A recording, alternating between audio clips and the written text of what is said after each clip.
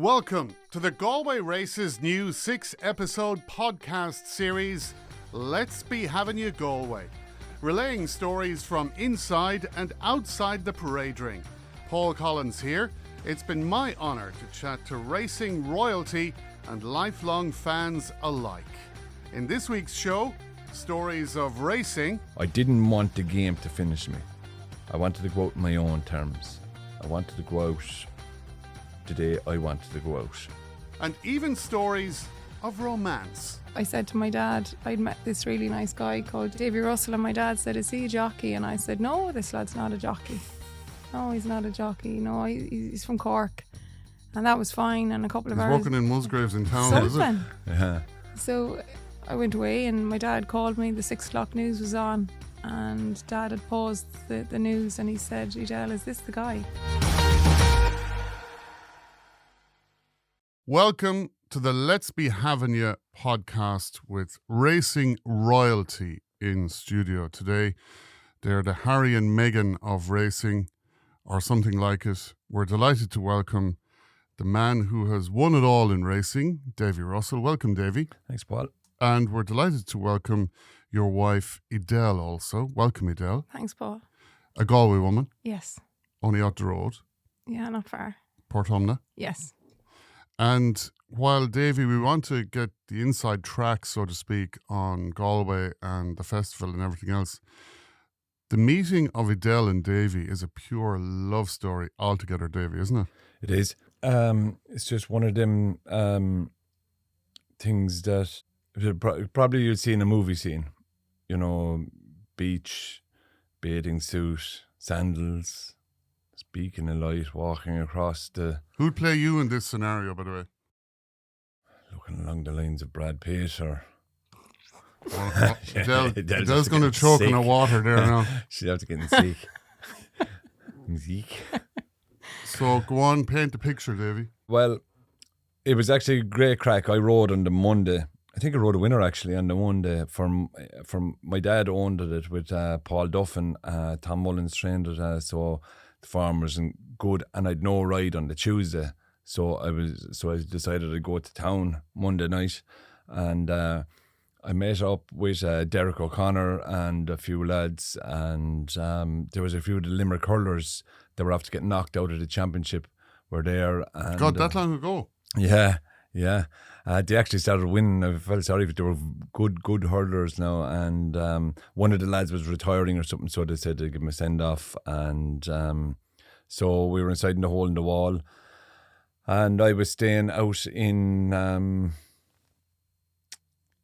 Clare Galway in the Clare Galway hotel. I stayed there for the week, so I said to the lads, come on, we'll go back to the Clare Galway, you know, the boys will make us sandwiches and bag of crisps and have a few more drinks, and so we were walking out the bar and I saw these 2 beautiful women now walking down the street and 2 chaps with them, and so I said, look, I'll go get the car, and because I wasn't drinking now, there was definitely 8 or 9 of us to get into the Toyota Avensis, and sounds like a world record attempt. yeah, well, we gave it a go anyway, and they weren't small lads either now, and jizz whatever look I gave when I pulled the car up, the 2 boys were after swiping the 2 girls off of the lads they were with, and they're from Drummond-Inch, the 2 boys, so they started... You couldn't take your eyes off them for a minute, them Drummond-Inch yeah, fellas. No, they'd be gone in yet. So the 2 Drummond-Inch boys went off with their hands in their pockets, and we went off with the 2 girls,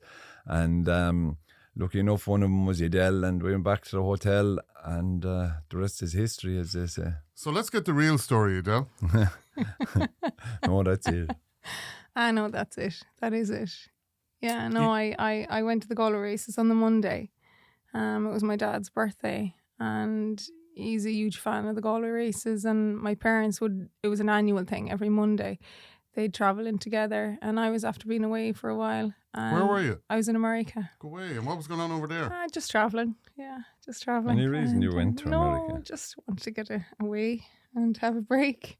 And I came back. If this was prime time now, we'd stick on this question for the next half an hour. Keep going. No, give her a squeeze there, see what happens. No, so I I'll put it this way, Paul. When she came back, she was vulnerable. Okay, well, Edelle, I think I'm going to hand this one over to you now to pick it up. We went into the Galway Races and with my parents, and yeah, we went out for dinner and had some drinks, and I met a friend of mine and she was encouraging me to come downtown. Galway was alive. And went downtown, had a few drinks and was walking back up. She lived next door to the hole in the wall. And when did you red card the Drum and Inch lads? Oh, God love them. Every time we drive through Drum and he Inch. reminds me.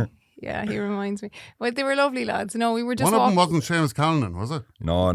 She wouldn't red card him too handy, I'd say. The size of him. No, we were walking back to my friend's place and we met David and the lads, and they said they were going back to have a party in Clare, Galway.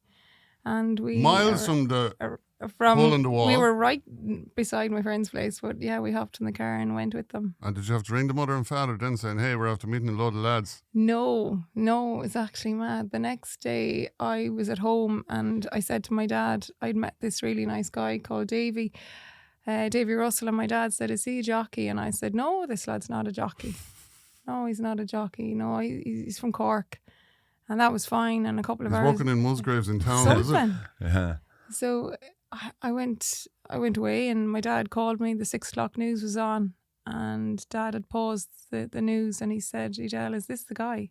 Is your father working for the FBI, by the way? So he'd paused. Dave was after winning on Rebel Fitz. And he paused and I said, oh my God, that is the guy. That's him. So no, he didn't say anything the night before. He didn't mention, they were all I'm just a regular fun. Guy just in town for a few days. For the races. I think it was a pilot. I don't know whether it was a pilot or an accountant wouldn't have done at the time. You could have been a Limerick hurler. I didn't know. No, I think we went with a pilot, I'd say. I told a person one time that I worked in a radio station and she told me, you need to tell people you've got a more exciting job like a pilot. So I totally get where you're coming from, Davy. We'd pick a team at the start of the night before we go out, whether we'd be pilots or surgeons or, and we'd run with it then for most of the Davy, night. you're not meant to be saying all this. This is the Guy code. You're breaking the Guy codes. But you fell for it anyway, Dale. I did. We met a couple of times that week, and we went out to the barn dance. Yeah, you were. Yeah. Dave went down to Kenturk for a party for Rebel Fitz. God, you're a pure absolute party animal.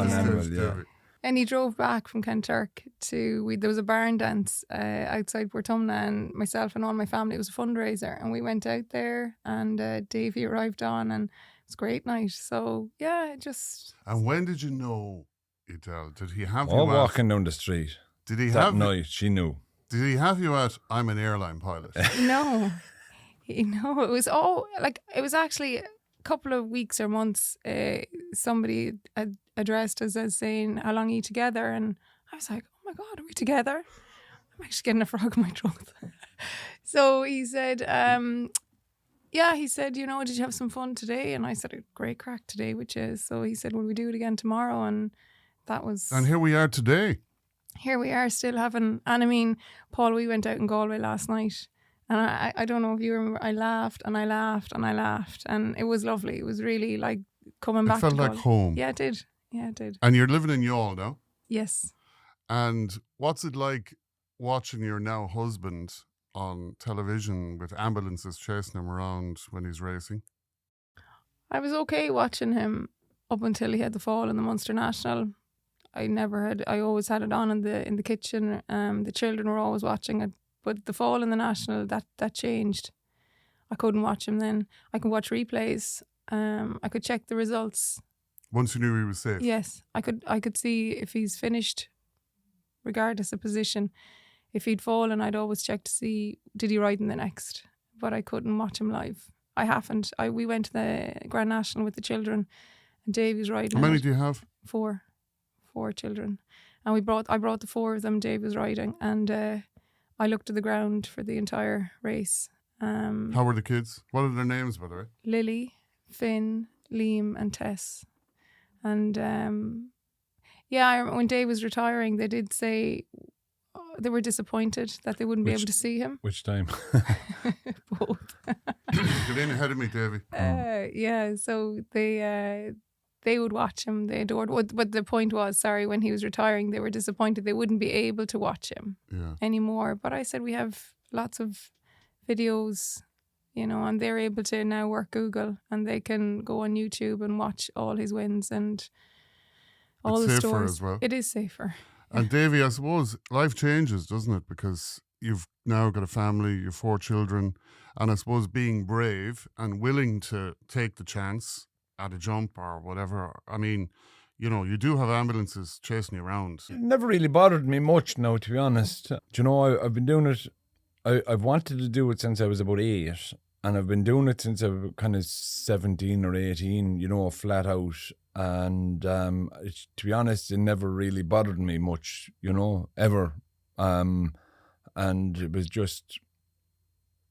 the same as going out, catching a hurl and poking a ball against the wall. This is exactly the same for me to get up on a horse and ride him around the field or jump fences, or whether you're whether you work in a restaurant or whatever you do in your daily routine. That's what I done all my life. That's all I wanted to do, and that's what I really, really enjoyed doing. So it was very simple for me. I never thought of anything other than that. Do you know what I mean? It was never a chore, you know what I mean? I was never worried about ambulances or doctors or speed. Danger. There was no danger. Would you believe danger comes in when it gets reckless, and it's not reckless. Do you know what I mean? It's very much, everybody knows what they're doing, and that's the beauty of our sport. You know, we're very close in and everybody respects everybody else, and you know, it's tight and it's hard and it's tough, but at the same time there's a lot of respect there, you know, so, and that must be maintained the whole way through. And the decision to retire the first time or the second time, you decide, but does your family come into the thinking at that stage? Does trying to make the weight, does the travelling, what comes into it? Oh, well, the family comes into it in a way that, you know, I'm going to stop earning money, you know, so I'd want to have, you know... Plan B. Yeah. I suppose my family wasn't the reason for me to retire. I just reached an age, and there was Jack was coming through, and you know, you always try to leave at the very top of your sport, you know, rather than on the decline. So and it just felt right to do it. It was the right time to do it. And then unfortunately Jack got injured, but it was only kind of 14 or 18 days after I'd announced I retired. I was riding exactly the same 14 days beforehand. So then I just continued on and saw out the rest of the year, you know. Eventually you hung up the whip. But it's ironic that, you know, 2012, so much happened for you. You met the lovely Edelle, and Rebel Fitz, a Cork horse, wins the hurdle in Galway. So incredible memories for you from Galway. Oh yeah, well, Galway goes back to my youth. Do you know what I mean? We used to come here on our summer holidays, and Dad would go off to the races. Mum would look after us, and we'd have great time. I loved it. You know, that time of the year was always very special. There was always something going to happen. Do you know what I mean? And I was lucky enough that continued on. Like, there was things about Galway, like, you know, the 2 fences in the dip. I was so excited about getting the opportunity to ride. Well, I was so excited about watching it first anyway, because it was something unique that no other track had. And then when you finally get the opportunity to ride around there and jump the fences, and you know, I never thought about tactics or, you know, what kind of track it was, this, that, or that. It was just pure excitement to getting the opportunity to do it. Do you know what I mean? And I really enjoyed it. And then I suppose as experience goes by, you kind of end up in the right place. Better horses. And better horses make it so much easier, you know, and trainers target horses at Galway, and when you ride for a good trainer that targets a certain race, that's you know, that's the real pleasing thing. And then when it comes off, you know, it's very satisfying, and the prize money is good up there, and the excitement. And I used to love riding in front of a big crowd. The bigger the crowd, the better it was. The more comfortable and the easier it was for me. I loved the crowd coming in over the railings. I loved the noise, The roar. Oh, I loved it. Yeah. That's the real one that done it for me. And Galway was one of them places. All the better if you've been led into Iverahane. That's right, yeah, and the people would come in over the railing to you. Do you know what I mean? It's just a unique place that with the way you walk in around the parade ring, and the Galway people and the people that go to the races in Galway, they enjoy the crack, they enjoy the music, and most importantly, they love the racing. They like when you come to Galway as a jockey, you're a part of it, and the locals treat you as you're a part of it, and they treat you a little bit special. I know you're a proud Cork man from Youghal, and no wonder you drove back down for the Rebel Fitz party, because I'm sure it felt like a big local Cork win for you. Ah, yeah, definitely. The Sweetenhams owned them, and they're one of the lads is on the Irish team show jumping now, and you know they're a solid bunch of people down there, and I knew the crack would be good. And then for Mick Winters, then you know he's a law unto himself down there, and he's got a huge following, and the horse was heavily punted, and you know what I mean. It was all just brilliant. The crowd was good, and all his brothers came out, and his sister is married to Adrian Maguire. Like, you know, they're steeped in horse racing, and they'd have huge following down there. Did you go down for that party, Edelle? No, she was at the barn dance. I was at the barn dance. Yeah. Okay. And when you met Dan, Edelle, did you follow Davy's results, or did you keep an eye on the form, or were you watching where he was going? Or if you were planning a night at the movies, you're kind of thinking, oh no, he's in Haydock Park now tonight, we can't do that. I know, I used to go with them more so than, you know, since we had children. I would go to the races often. What age are your kids now? Lily is 8, and then we have Finn is 7, Liam is 5, and Tess is 3. So there's a bit of minding. There is, yeah. They're busy, but actually David won the Galway Plate on a horse called Balca de Flo for Henry, and that morning we'd found out that I was pregnant with Liam. Do you remember that? Yeah.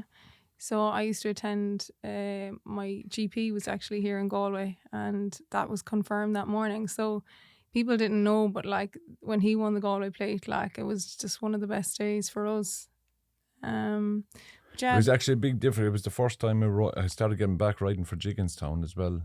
I'd say the right year that year. I'd say Balca de Flo went on to win at the Cheltenham Festival the same year, and I think it might have been champion jockey in Cheltenham or one of them years, and I don't know, but great year. I might have been champion jockey in Ireland, I'd say, the same year, was I?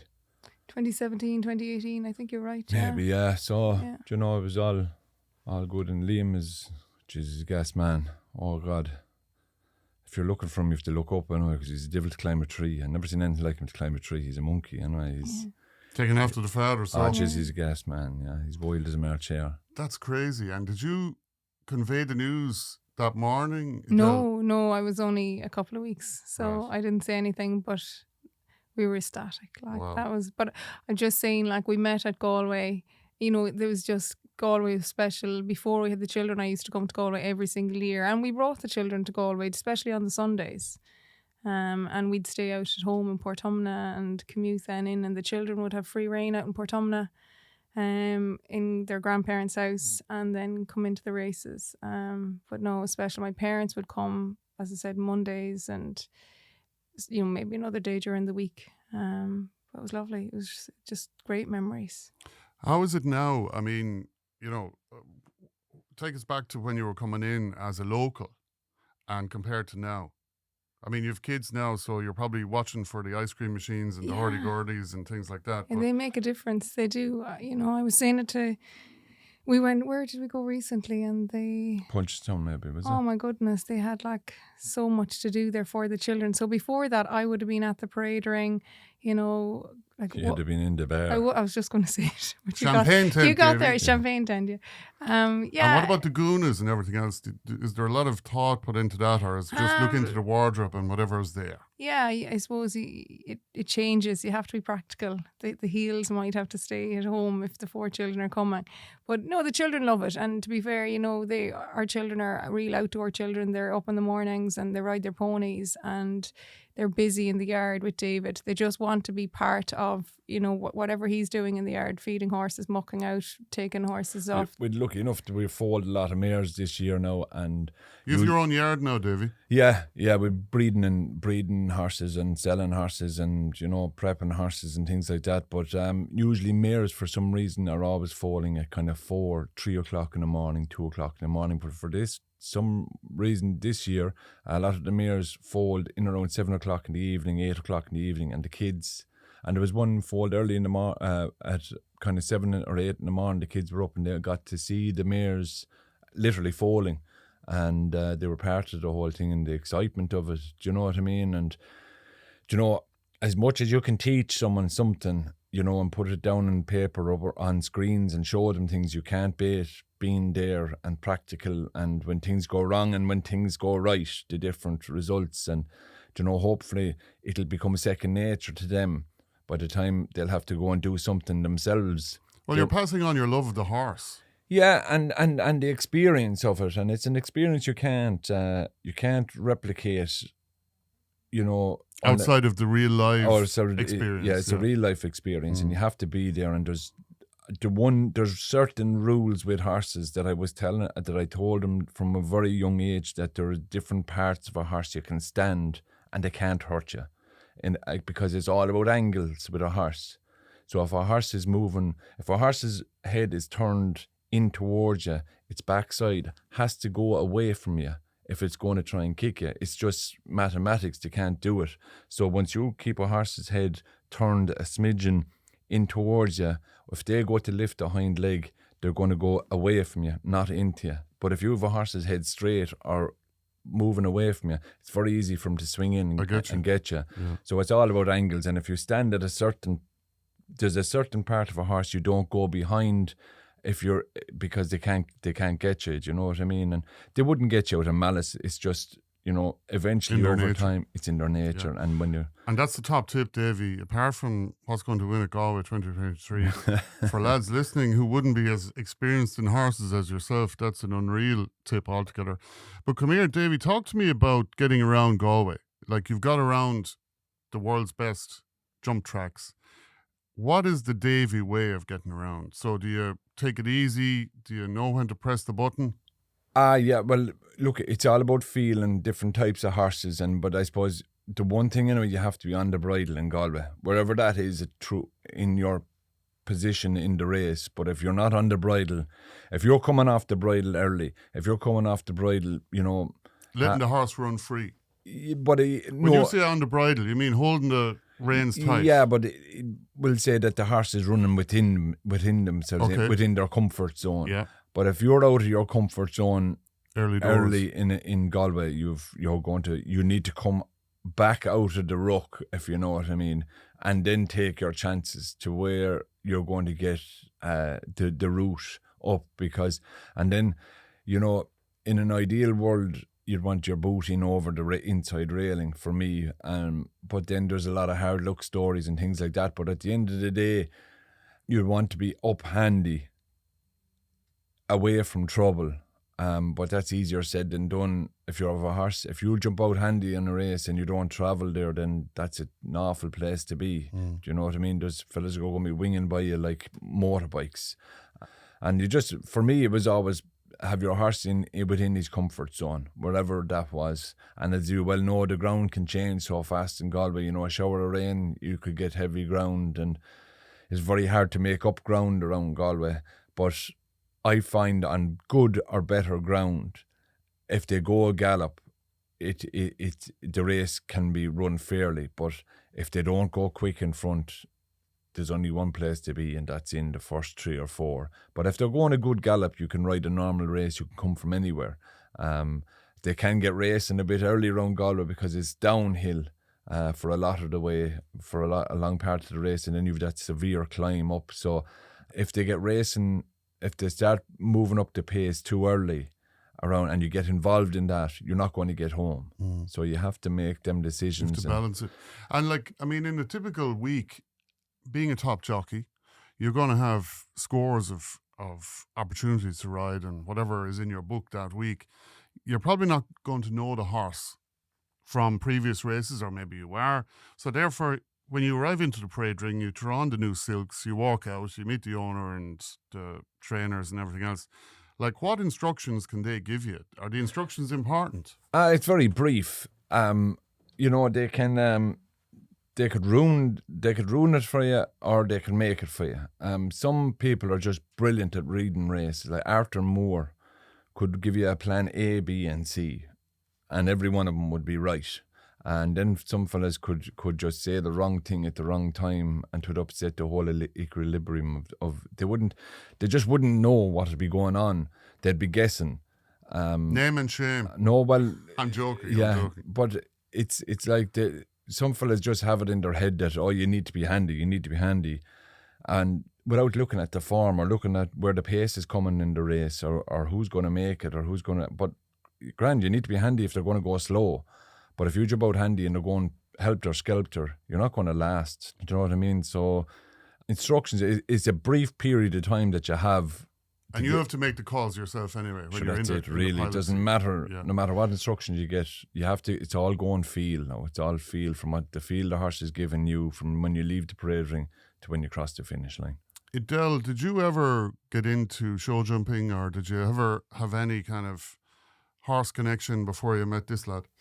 No, just my dad was a bookie, but he sold the business before I met David, which is just months before. My sisters rode ponies and I was an athlete. So I suppose when I met David, you know, he was a professional athlete. So I suppose I knew like he was important, you know, when he had a plan.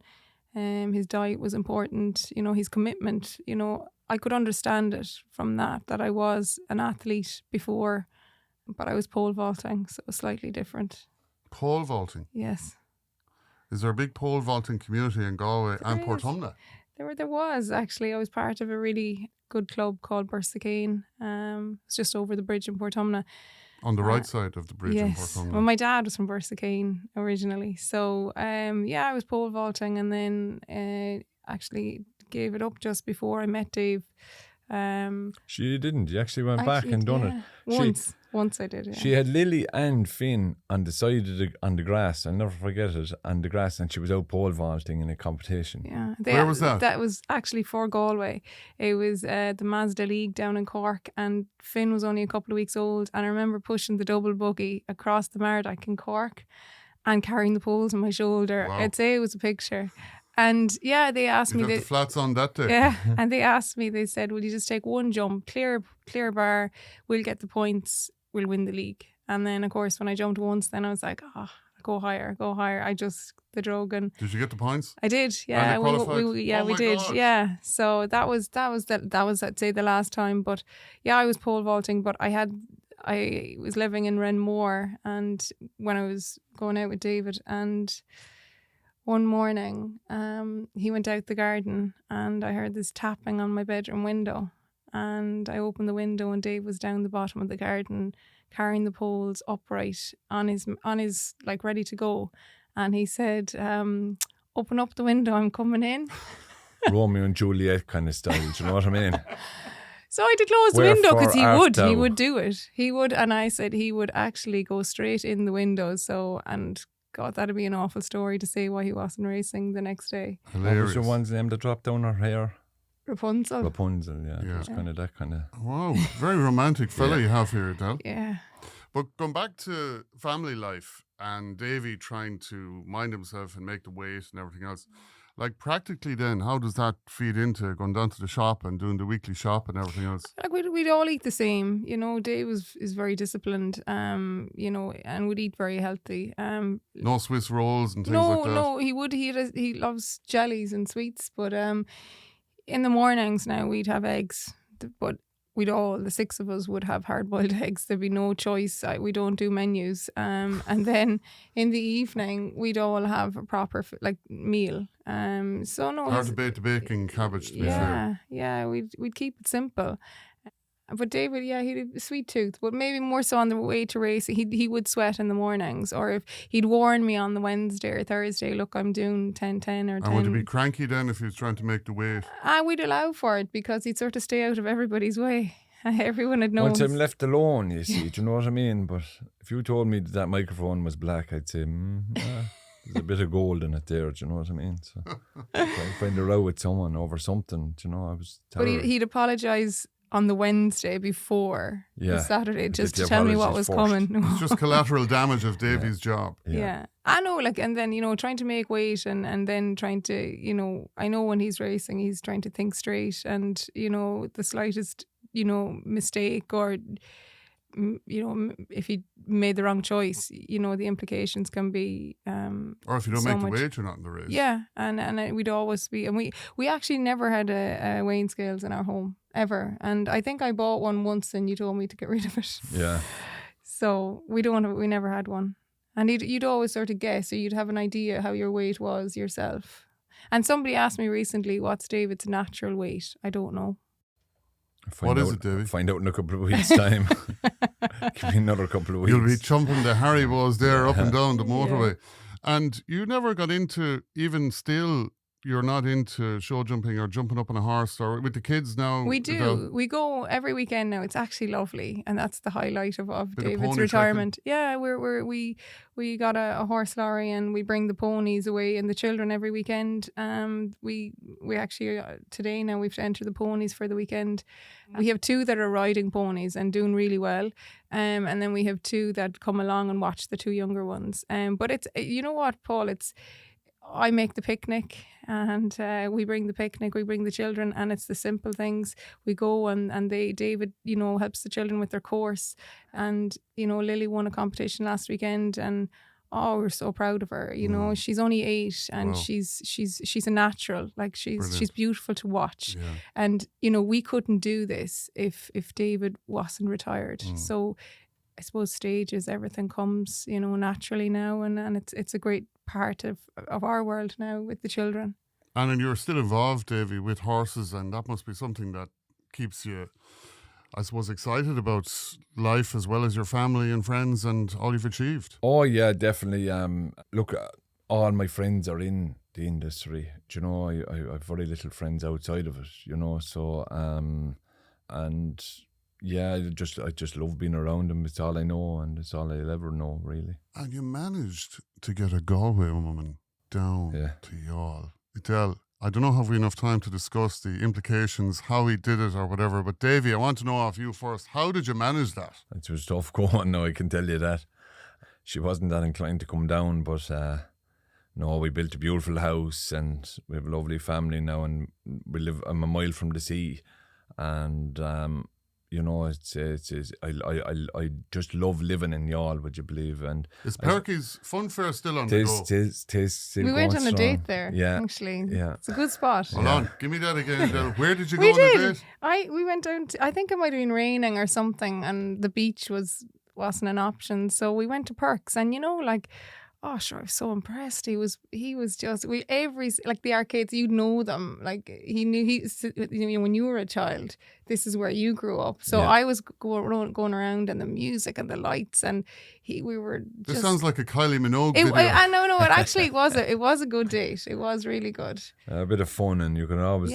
You're never stuck sitting, looking at each other, wondering, thinking of something to say. You just move on to the next game, and a game of pool, or there's a great horse racing game there that they throw the ball up, and you land in the pocket and the ball comes back down, and you keep throwing the ball up, you have to win the race. So. Do they have those horses in the merry-go-round in Perks? Yes, and they do. Did Davy Russell, champion jockey, get up on a merry-go-round horse in Perks? I think Tiger Roll is actually one of them, because the Tivies that I spend a bit of time with them, because they do a bit of show jumping as well. There's some lovely girls show jumping, so they're mad for Tiger Roll. And that is a photo I would love to see.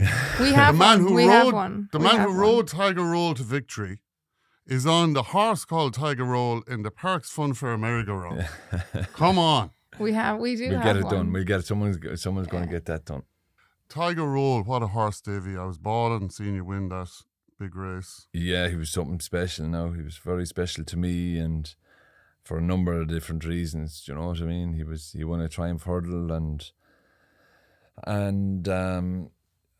was just good all the way through his life, but then to cap it all with 2 Grand Nationals, you know, he was just very, very special. Yeah. You were saying to me that he wasn't a massive horse, but I was trying to get my head around the size of those jumps around the entry, the size of Tiger Roll, and you on his back.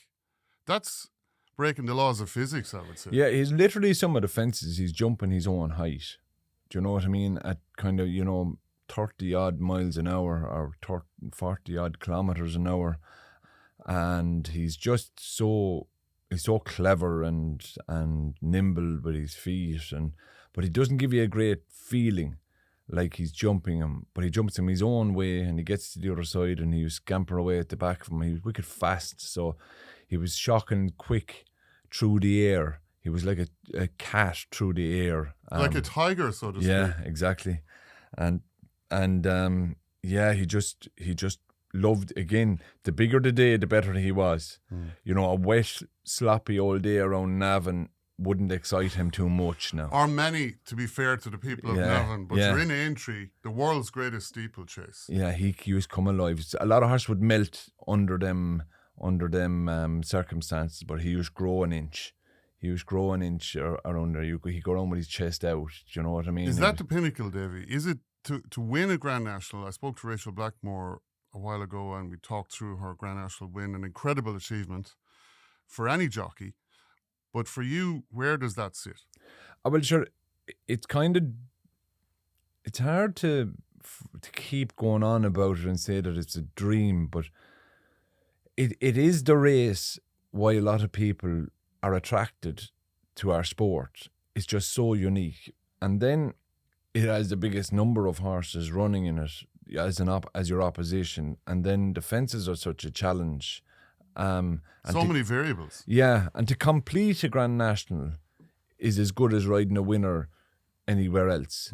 But to win it is just, it's quite remarkable, the feeling you get when you win a Grand National. And I dreamt about it and I've watched movies about it and I've grown up building the fences at home, but never in my life did I ever think I'd reach the top of the mountain.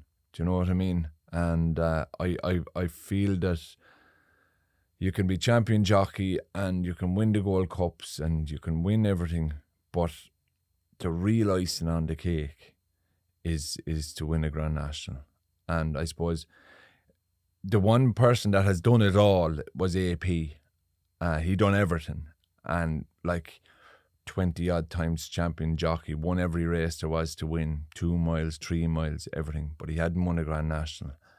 And when he did, the emotion and what it meant to him really, showed us all how big an event it is, or how big a race. It's global. It is global, and it's something that we need to mind and keep, because you can't replicate it.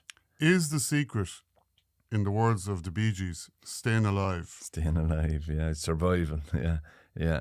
It's just a matter of getting a horse with enough of a brain to do the work for you, because you can't really help them out too much. They have to have their own brain to figure it out. And that's it. Once a horse has a good brain to figure it out, then that's will take you a long way in the race, and then ability after that.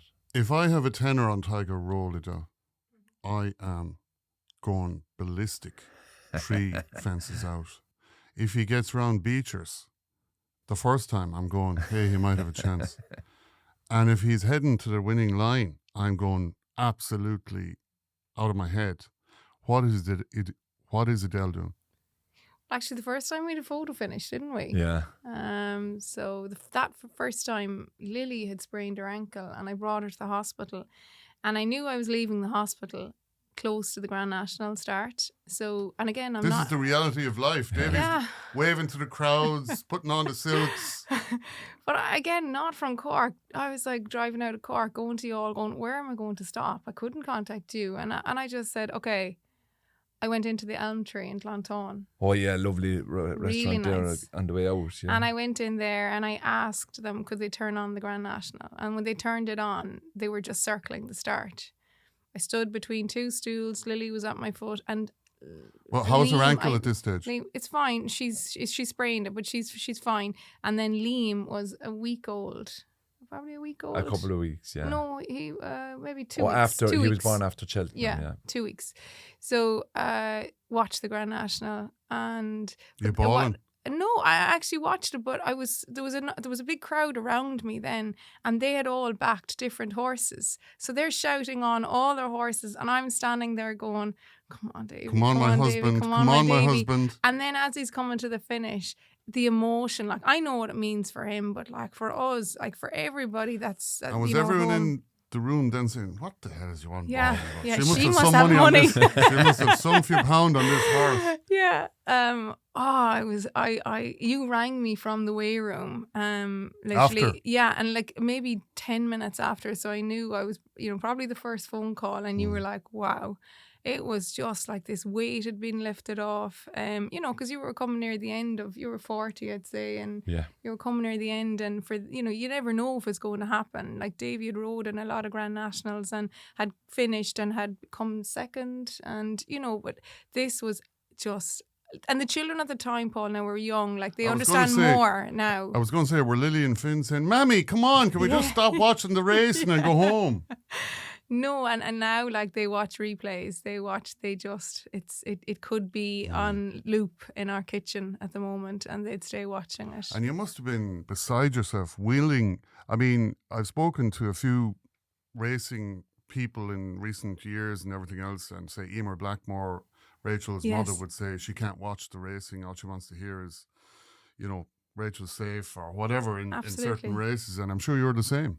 Well, what's funny, I struggle to watch the children riding ponies that nothing would happen to them, because I feel that Dave, he's old enough, he's experienced enough, but you still have that doubt that, when my mother was alive, she used to watch the racing, and when I was teaching, and she'd text me, "He's had a fall, he's up, he's okay," or "He's had a winner," or he's, my mother would give me the updates, and she would have struggled to watch David at the time.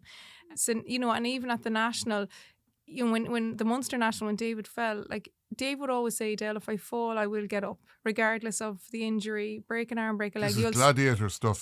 But then, Paul, I knew he was okay, and I was like, regardless of what he's broken, he's walking around. When he fell at that Munster National, unfortunately, the children were around me. I completely forgot they were there. The fact I knew it was bad. They went around the first, and he was on the favourite, and he fell at the first. And they went around the first lap, and then I saw the Order of Malta attending to him. The second lap, I saw the blue screen go up around. I knew it was serious, and it was COVID. So I didn't know who to contact. I contacted everyone I normally contact, and nobody was there. And 20 minutes after his fall, I got a phone call, and it was Rachel Blackmore. She said, "I'm after walking down to the track, he's okay." What did you sustain in that incident, Davy? I broke my neck and a few other vertebrae. It was nasty now. And were you in huge pain? No, I thought I dislocated my shoulder. There was like a firework went off on my thumb. But as the time went on, it was getting worse and worse and worse. And I'll never forget, there was a doctor. He wasn't working on the day. He was a local guy. Oh, geez, his name escapes me at the moment. But I knew I was in bother now at this stage. But I could move my toes and my fingers. But I'd broken, dislocated and smashed vertebrae up high, T2 and 3, 1 or 2, right up in my neck anyway, and dislocated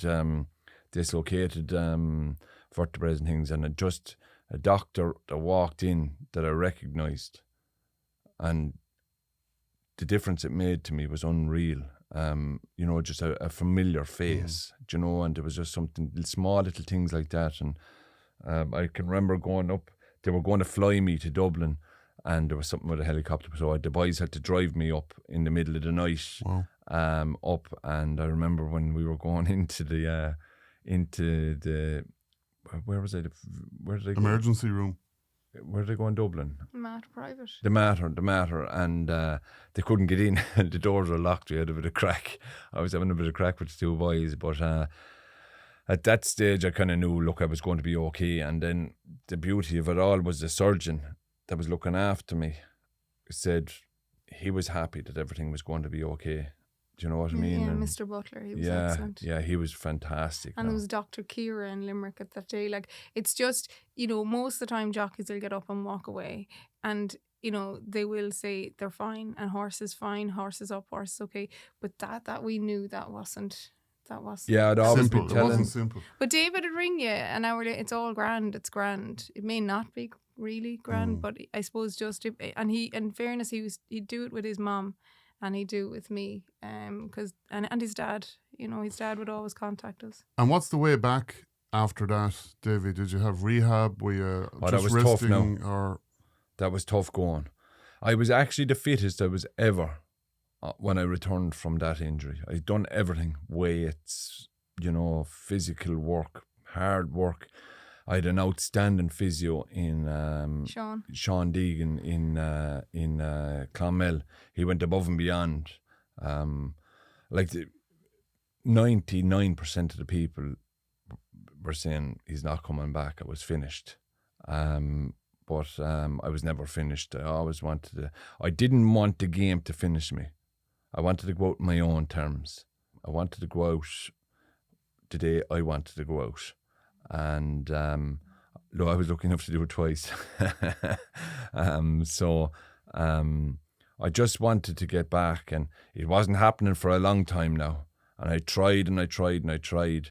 I never gave up, but I always kept trying. I had to keep pushing the date out further away. And is it that you felt a tweak, or is it that you felt... No, I couldn't rotate my neck back up to see the whole view in front of me. All I could see when I was schooling was the horses' tails in front of me, and that wasn't enough. I needed to see the whole view, like a widescreen television.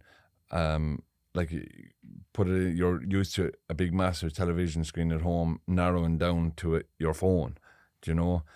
That's all I could see, because I couldn't get my neck back. The rotation back to see everything, and the helmet was hurting me when I had the helmet on, that I was getting headaches and different things. Wow. And the resilience and belief you would need to get through that, guys. Yeah, but the beauty of it all was the surgeon said, he said your neck is probably stronger now than it was before you got the fall. Well, you were always known as a fellow with some neck anyway. Yeah, neck like a jockey's, you know what. Neck like Davy Russell. When there was he had to diffused two vertebrae together, and there was a new vertebrae put in. Took out one and put in a new vertebrae, and I'd say it was just a matter of getting the movement, getting the whole thing back moving. And at that stage, that's kind of getting into your head, I presume, around the kitchen table. Is it that, look, what's the story here? No, it was never. I never spoke about it. You see, it was always, there was only one goal, and that was it until that goal was gone, and that goal was never gone, because And then just one morning, I was above in Gordon's, and we schooled maybe half a dozen horses, and it just clicked like that. I said, come here, I'll ride there at the weekend. And literally, it was a Friday morning, I rode Saturday or Sunday, and that was it. Then after that, nobody opened their mouth. Actually, a friend of mine went in. He said he went in to watch the race to see if my bottle was gone or if anything was different, and we went down and jumped 2 hurdles. He says, come on, we'll go back out. He says, it's the same fella that was riding a year ago. Do you know what I mean? So that was funny, and I just enjoyed it. Look, you'll be giving yourself a pat in the back, because in our game, unfortunately, no one else is going to give it to you. Do you know? So you have to congratulate yourself at some stage, and that was a huge pat in the back from me to me. Do you know, that I'd overcome that? Wow. And I don't care what anyone thinks. Do you know, you have to like yourself anyway, or convince yourself that you're doing the right thing, because and again, Edelle and the lads. And after that, then really it doesn't matter. Yeah. Do you You're know? always going to have people telling you should have rode this way or that way. That's or right. Gone earlier, held later, or whatever. But you have to, in your own mind, get into your shoes in the morning and know that what you're doing is the best thing that you can possibly do for the whole situation. And once you do that, then there's not much more you can do about it. Some people will be happy and some people won't, do you know? So that's just life. Good advice for life. Yeah. Edelle, it's been lovely meeting you and your husband here today. Is he going to get you back? Are you going to get him back up to Portumna? We're going to come to the races this summer. We actually went out for dinner in Galway last night. I was saying that, and we went to a couple of places, haunts like Connell's, and it was I really enjoyed it.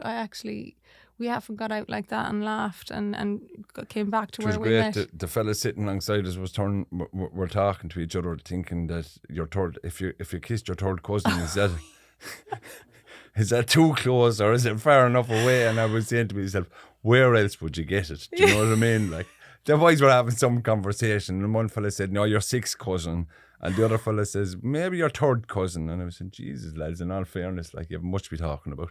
This sounds like a typical race week conversation, though. It made us laugh. It made us laugh, and you know what? Like, we were walking through Ayr Square last night, and yeah, we're ready to come back. We're coming back this summer, probably with the children. Yeah. You'll have a different Galway this year, Davy. I will, yeah, but I'll enjoy it all the same. Yeah, I love bringing the kids.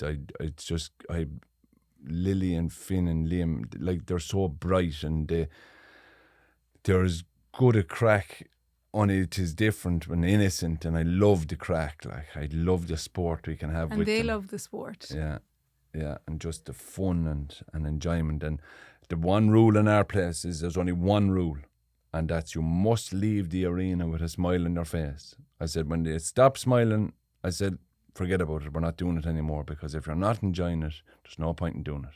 You have to leave the arena with a smile on your face. Good advice for life, guys. Yeah. And thanks so much for coming in. Thanks, Paul. And lovely meeting you. You too. And we'll see you at Galway. Yes. Looking forward to it.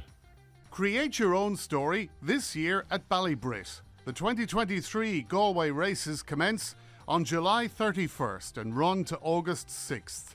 7 unmissable days. To secure your ticket, go to galwayraces.com. You don't want to miss it. See you there.